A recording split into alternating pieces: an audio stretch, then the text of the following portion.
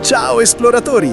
Ecco alcune curiosità sulla Via Mala, la spettacolare strada scavata nella roccia che collega la Valle di Scalve alla Val Camonica.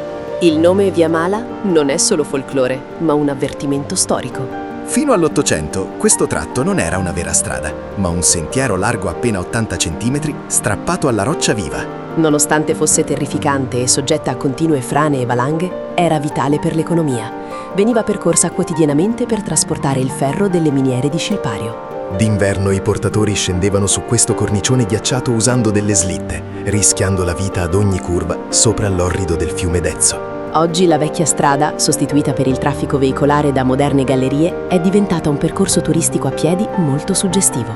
È stato costruito un belvedere a sbalzo con il pavimento trasparente. Sporge direttamente sopra la forra, permettendoti di camminare letteralmente nel vuoto e vedere il fiume scorrere decine di metri sotto i tuoi piedi.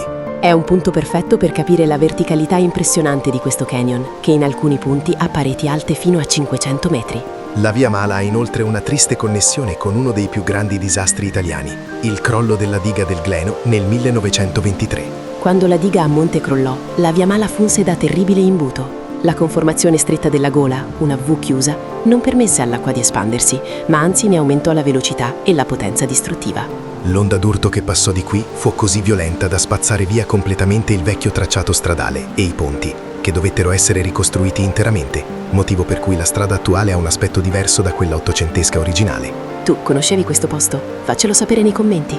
Se ami i walking tour e i viaggi virtuali, non dimenticare di iscriverti al nostro canale YouTube per non perdere i prossimi video e le curiosità sui luoghi che visitiamo.